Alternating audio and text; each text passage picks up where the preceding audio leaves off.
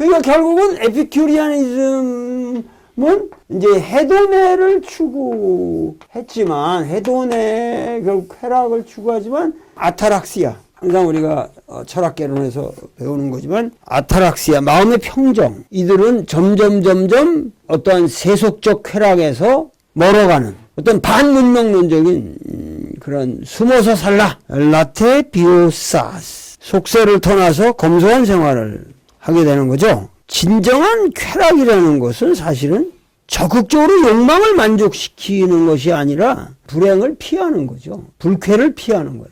인류에게 있어서 모든 쾌락주의는 사실은 금욕주의로 꼴인하지 않을 수가 없습니다. 진정한 쾌락주의자는 결국 금욕주의자가 되는 거죠. 그게 이제 에피큐리아니즘의 특징이라고 말할 수 있죠.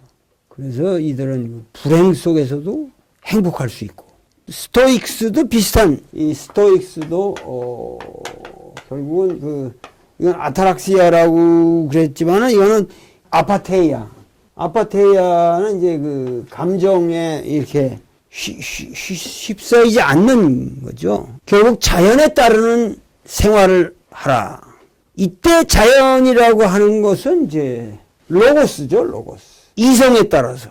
그래서 자연에 따르는 생활이 곧 이성에 따라서 살아가는 생활이 되는 거죠. 이성으로서 욕정을 억제할 수 있는 사람이야말로 유덕한 사람이다. 하여튼 이런 것들이 나중에 이제 기독교하고 또 연결이 되는 거죠.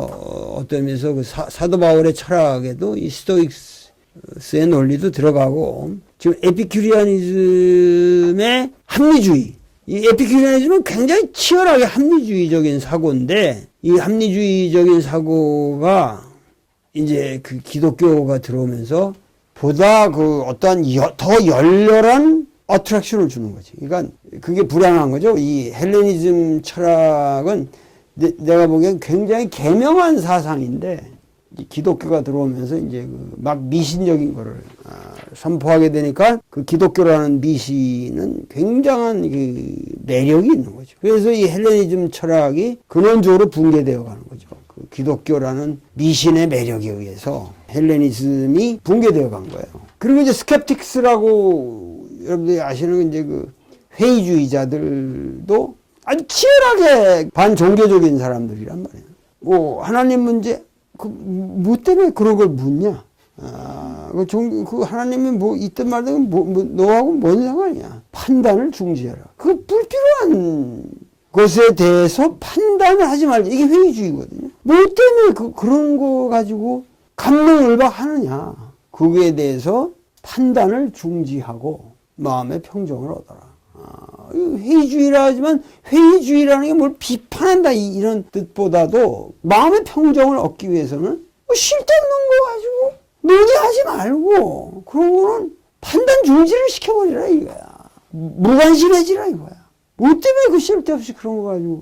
그게 다 비슷한 계열의 시닉스, 견유학파라든가 이게 보면 이 모든 게 인간의 상식적인 세계의 기초에서 편안하게 살자. 고요하게 살자.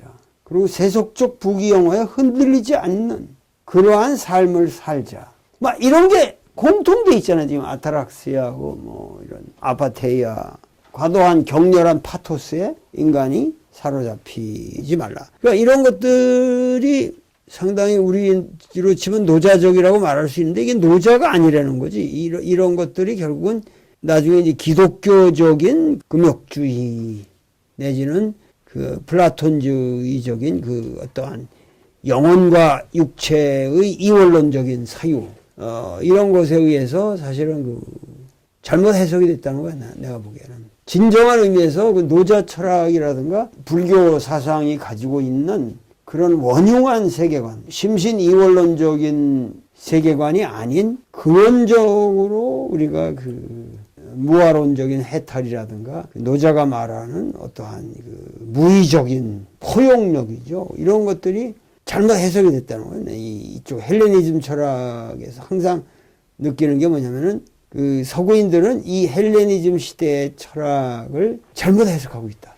그러나 이 시대의 철학은 굉장히 특별한 의미가 있다고 보는데, 러셀 같은 사람들이 보면은 참 우리 동양 철학 과학적인 측면에서 이 사상들을 해석해내고 그럴 수 있는 뭐가 이렇게 없다는 거죠. 근데 중요한 거는 그런 시각들이 없어요. 이 러셀도 보면은 별 시각이 없는데 가장 중요한 거는 이들의 그런 노자라든가 불교 경전과 같은 그런 체계적인 경전들이 없다는 거지. 별로 남아있질 않고. 그래서 단편적으로만 전해오기 때문에 상당히 이 시대에 위대한 내가 보기엔 경전이 없다. 에피큐리아니즘이라는 것도 우리가 그냥 쾌락주의 이렇게 단순하게 해석하는 오류에서 벗어나야 된다.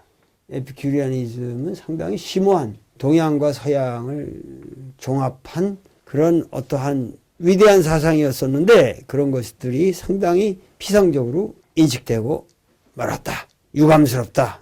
저는 이렇게 봅니다. 좌우지간 이 헬레니즘의 철학은 서양 사상에 있어서는 유일하게 동양적인 사유가 개화된 시기였고, 그 이제 제가 봤던 그 도마복음이라고 하는 것으로 비춰보는 예수는 오히려 동양적인 현자의 모습일 수도 있다는 거죠. 이 시대의 철학과 함께 예수의 모습, 진정한 역사적 예수도 후대 기독교 교리에 의해서 왜곡되었을 가능성이 크다는 거죠. 원래 예수는 동방의 현자와 같은 그런 사람이었기 때문에 그 충격적이었을 거라는 거지. 오히려 오늘 우리가 생각하는 예수보다는 그 예수가 에피큐리안적인 인간이었을 수도 있고 스토익적인 인간이었을 수도 있다는 거예요. 근데 그런 것들이 잘못 해석되고 있다는 것이죠. 서구 역사에서 가장 진정한 인간론, 우리가 말하는 인간론이 개화된 시기가 헬레니즘의 시기였다.